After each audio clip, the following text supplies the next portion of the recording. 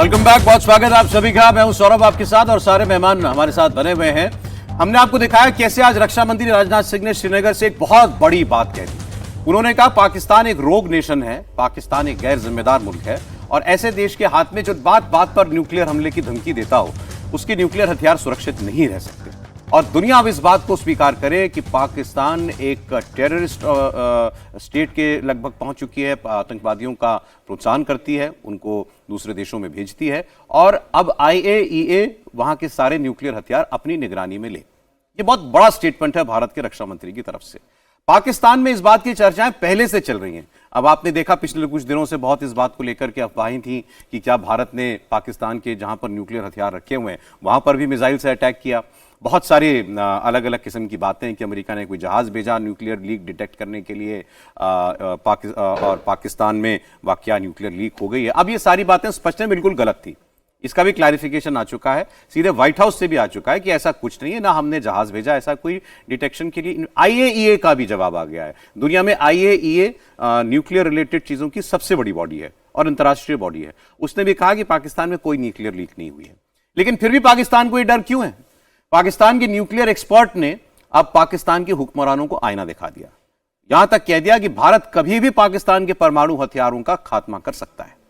तो इतना डर क्यों, इतना खौफ क्यों है इस बात का कि भारत न्यूक्लियर हथियार खत्म कर देगा? भारत तो उल्टा ये कह रहा है कि न्यूक्लियर हथियार दुनिया अपनी निगरानी में ले ले। देखिए सौरभ, यदि उसके इतिहास में जाइएगा, 98 में जब ये बना था तो AQ खान साहब इसकी जो टेक्नोलॉजी लेकर आए थे उसके ऊपर ही बहुत बड़ी डाउट थी और क्वेश्चन मार्क वर्ल्ड का है यदि आप इसके डीपली रिसर्च करेंगे तो।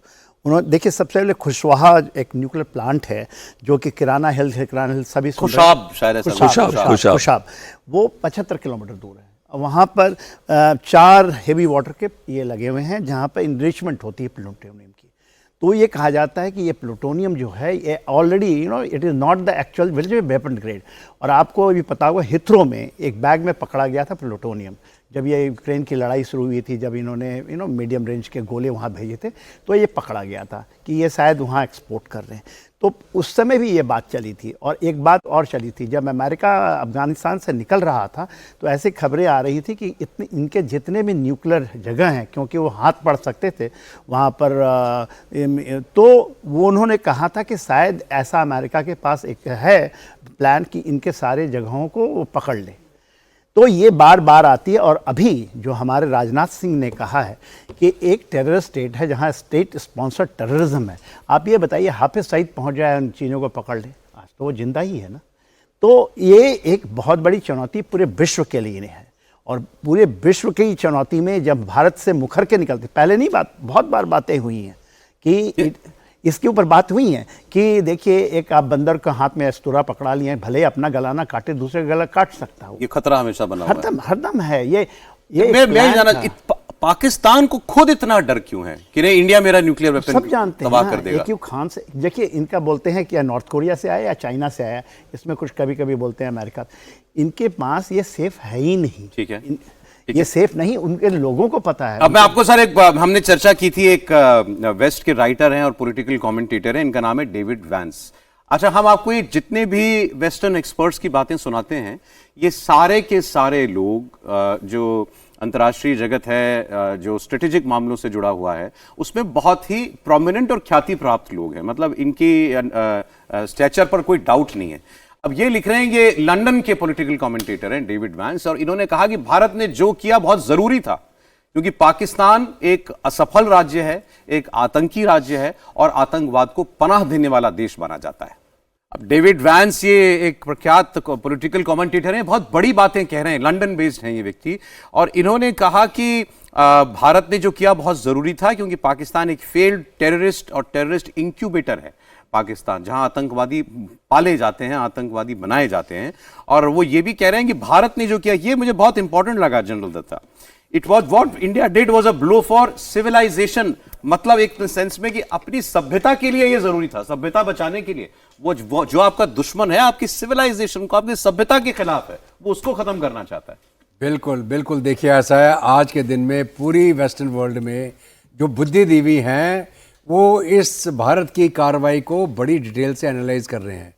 और वो खुद बोल रहे हैं कि जो भारत ने किया ये दुनिया में हर देश को करना चाहिए, और अगर ये जो दहशतगर्दी है इसको बिल्कुल भी एक्सेप्ट नहीं करना चाहिए किसी भी हालत में।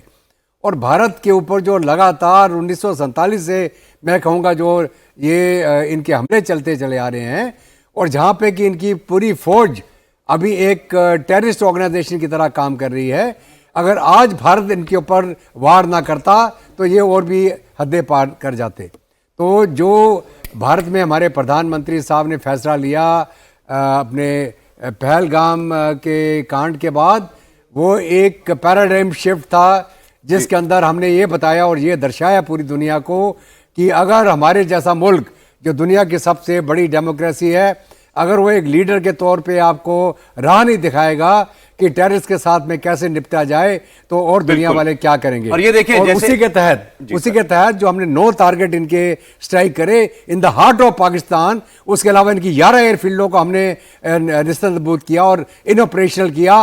वो दर्शाता हमारी शक्ति और वो दर्शाता है डेमोक्रेसी। ये तो ये भी कह रहे हैं सर कि सीज फायर होना ही नहीं चाहिए था, मतलब भारत को पूरी कार्रवाई इस बार कर देनी चाहिए थी। वो कह रहे हैं मैं डिसअपॉइंटेड हूं कि सीज फायर हो गया, क्योंकि भारत ऐसा जवाब दे रहा था पाकिस्तान को जो बहुत जरूरी था। फिर उन्होंने ये भी कहा कि आप वेस्टर्न मीडिया की चिंता बिल्कुल ना करें, अब ये इनफैक्ट ये इंडियंस के लिए ये जरूरी है, वेस्टर्न मीडिया की चिंता बिल्कुल मत कीजिए। ऑल्दो अब वो सब लाइन पे आ चुके हैं, Washington post, Reuters, New York times, जितने भी ऐसे थे सब लोग जो हैं, ब्लूमबर्ग, मैं आपको सबके दिखा सकता हूं, सब लोग अब जो पहले एंटी मीडिया लिख रहे थे अब सब कह रहे हैं भारत ने जो किया उसका प्रमाण है। उन्होंने कहा वेस्टर्न मीडिया अनफेयर है, उस पर भरोसा नहीं किया जा सकता। ये बहुत बड़ी बात है जो ये कह रहे हैं। अब मैं आपको जिक्र किया तो वॉशिंगटन पोस्ट भी दिखाई देता हूं, ये देखें, ये वॉशिंगटन पोस्ट ने आर्टिकल लिखा है, Indian strikes on Pakistan damaged 6 airfields, post analysis finds. Post analysis में दिखाई दे रहा है कि भारत के हमले में पाकिस्तान की 6 एयरफील्ड्स पर नुकसान पहुंचा। तो ये 6 तो मानने लगे कम से कम वॉशिंगटन पोस्ट वाले। आगे दिखा देते हैं आपको, क्योंकि मैंने आपको बताया पहले जो ये आर्टिकल्स लिख रहे थे वो सब पाकिस्तानी राइटर्स थे वो लोग। अब 6 एयरफील्ड पर नुकसान की तस्वीरें भी देखिए ये जारी कर रहा है। ये किसने एक तस्वीर जारी की है, इसमें एयरफील्ड का नाम इन्होंने नहीं लिखा, लेकिन ये हैंगर पर नुकसान पहुंचा, ये बिल्कुल साफ साफ इस पर दिखाई दे रहा है। अगर और जो इसमें लिखा गया है, अगर वो और हमारे पास इमेज में ग्राफिक में है तो उसको दिखा दीजिए।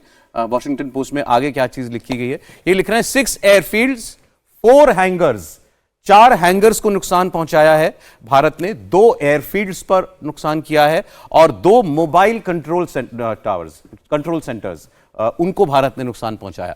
The strike mark the most extensive Indian air attacks on Pakistani military infrastructure since 1971 war. 1971 की जंग के बाद, यानी 50 साल से भी ऊपर हो गए, उसके बाद ये भारत की सबसे बड़ी कार्रवाई थी और एयर अटैक्स थे पाकिस्तान पर। High profile targets were hit, बहुत हाई प्रोफाइल टारगेट्स को हिट किया इन प्रिसिशन स्ट्राइक्स। बिल्कुल प्रिसिशन मतलब आपने एम जो था आपका बिल्कुल सधा हुआ था, with the aim of severely degrading Pakistan offensive and defensive air capabilities.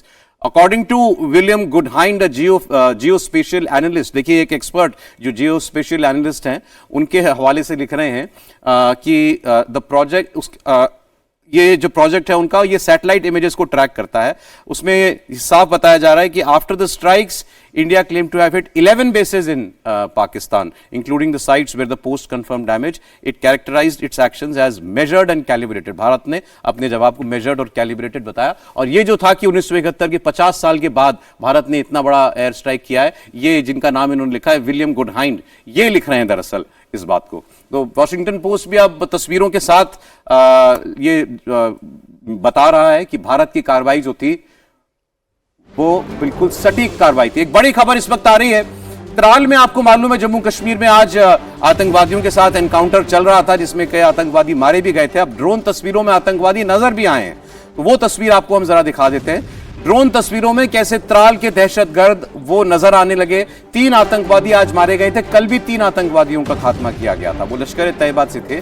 आज जो आतंकवादी मारे गए हैं इनकी डिटेल्स अभी सामने आने वाली हैं और ये साफ है कि ये आतंकवादी जो थे, क्योंकि बड़ा इंपॉर्टेंट होता है कि ये कहाँ रहते हैं, कैसे मूव करते हैं। तो देखिए तस्वीर भी आज अब जो है इन आतंकवादियों की दिखाई दे रही है। ये बहुत इंपॉर्टेंट बात है कि इन आतंकवादियों को कैसे मदद मिलती है, इनके जो भी इनके सिंपैथाइजर हैं उनसे। तो कुछ नई तस्वीरें इस वक्त दिखाई दे रही हैं आपको, इसमें ये आतंकवादी मूवमेंट करते हुए दिखाई दे रहे हैं। ड्रोन की तस्वीरें हैं ये। तो आतंकवाद के खिलाफ ये ऑपरेशन सिंदूर अभी जारी भी है और कामयाबी के साथ इसमें कार्रवाई हो भी रही है। जो एक ड्रोन से तस्वीर ली गई है। अच्छा, इसमें ये भी आप देखें कि ये भारत का कितना टेक्नोलॉजिकल एडवांसमेंट है कि हम अपने इसमें हमें कितनी मदद मिलती है टेक्नोलॉजी की। ड्रोन से नजर रखी जा रही थी और उसमें ये आतंकवादी नजर आए और उसके बाद जो है इनके ऊपर कार्रवाई की गई है। ये आप तस्वीरों में देख रहे हैं, एक दहशतगर्द जो है वो नजर आ रहा है। सर, आपको बताएंगे कश्मीर में काउंटर इंसर्जेंसी बहुत कार्रवाई की होगी आपने। और देखिए सौरभ, ये दृश्य से साफ दिख रहा है कि पहली बात, ये जो बिल्डिंग है ये डबल स्टोरी तो है ही, क्योंकि ऊपर वाली स्टोरी दिख रही है और ये शायद अंडर कंस्ट्रक्शन है। अंडर कंस्ट्रक्शन बिल्डिंग में इसलिए छुपना चाहते हैं क्योंकि वहाँ उनको कोई देख नहीं सकता है, ये गांव वगैरह वाले लोगों को भी नहीं पता चलेगा। और ये इसने हाइड आउट लिया हुआ है और यहीं पर जो पहले 3 अटैक्स हुए हैं हमारे सेना ने, तो मेरे को लगता है ये हो सकता है इसमें वो पाकिस्तानी जो एक पैरा कमांडो वाला इनका SSG वाला वो मूसा खान, शायद वो भी इसमें होगा। एक डिटेल सर है, मंजूर मीर जुड़ रहे हैं हमारे साथ। और अच्छा, आप कंप्लीट कर लीजिए। और इसमें एक और चीज है कि ये देखिए, क्योंकि बिल्कुल एक अफगानिस्तान में एक ऐसी बिल्डिंग में हमें ले गए थे जहां टेररिस्ट, बिल्कुल मेरे को तो वही दृश्य याद आ रहा है, तो इसलिए मैं इसको कोलैबोरेट कर सकता हूं। और यहाँ पर इनका इतना राशन होगा सेल्फ सस्टेनेंट के लिए, क्योंकि ये पहलगाम अटैक वाले लग रहे हैं मेरे को। अभी सर इसकी कंफर्मेशन नहीं है। हाथ में हथियार उसके देखिए साफ दिखाई दे रहा है और जिस तरीके से वो आगे बढ़ बढ़ के देख रहा है, मतलब साफ ही ऑपरेशन चल रहा है, उस वक्त की तस्वीर है। मंजूर मीर हमारे साथ जुड़े हैं श्रीनगर से। मंजूर, क्या ये तस्वीर कहां की है, कुछ और डिटेल आई?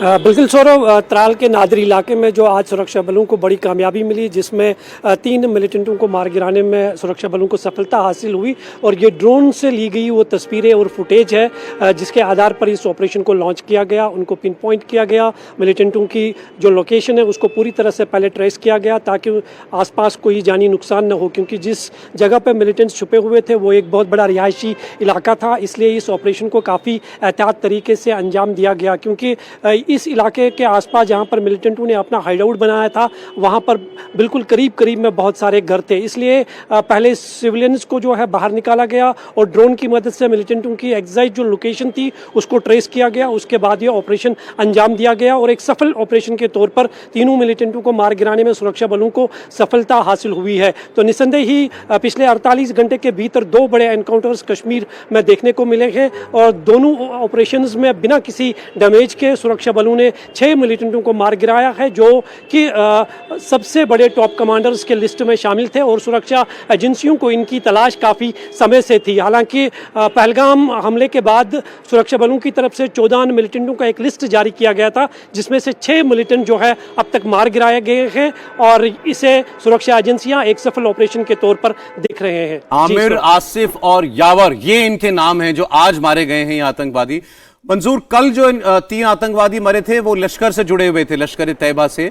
ये किस संगठन से हैं, ये कुछ पता चल पाया है?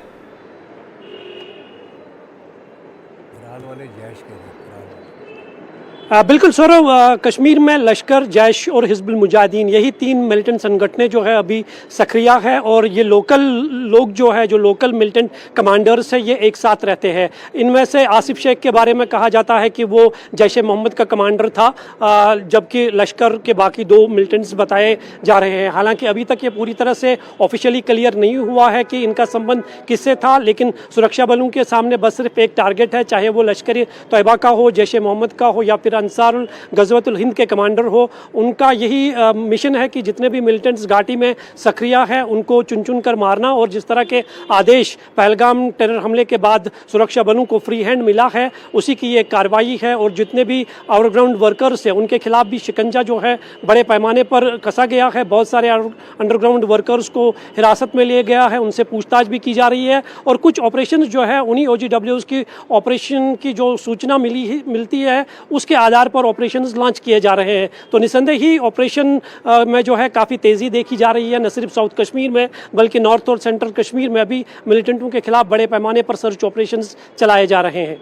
अच्छा, ये वीडियो देखिए, ये बताता है कि आतंकवादी बच सकता ही नहीं है।